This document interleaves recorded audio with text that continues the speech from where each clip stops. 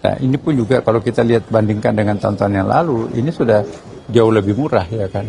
Setiap jemaah haji itu berkurang sekitar 4 juta rupiah. Nah, 4 juta ini kan lumayan itu. Biaya jemaah haji itu lebih diturunkan lagi dan itu kita terlalu berusaha.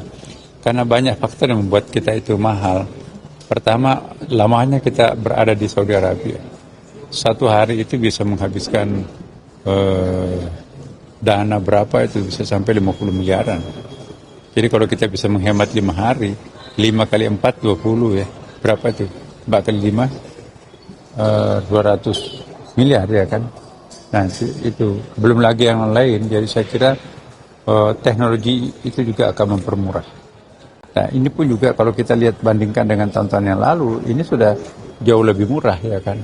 Setiap jemaah haji itu berkurang sekitar 4 juta rupiah. Nah 4 juta ini kan lumayan itu. Di samping itu juga dalam kondisi pajak di Saudi Arabia meningkat dan dalam kondisi nilai jual atau apalagi dolar kita sekarang ini kan kuat ya, tapi tetap jamaah itu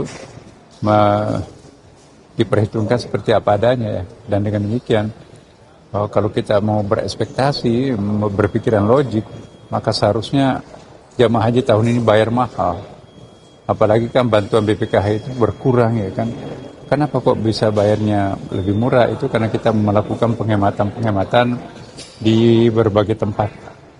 Ya, saya kira gitu. Ke depan celahnya apa yang komponen yang dikurangi lagi supaya bisa turun? Nah, komponen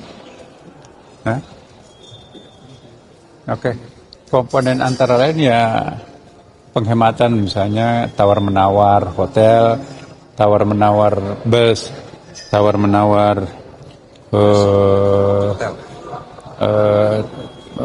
ya termasuk pesawat juga kita bisa negosiasi.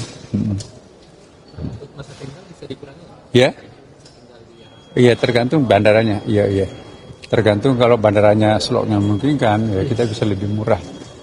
Ya kan yang membuat kita lama itu sebetulnya bukan karena pinginnya orang Indonesia lama-lama di sana ya, tapi karena begitu padatnya pesawat ya menjemput seluruh dunia ya. Sementara bandara yang paling besar di dunia itu kan adalah Saudi Arabia.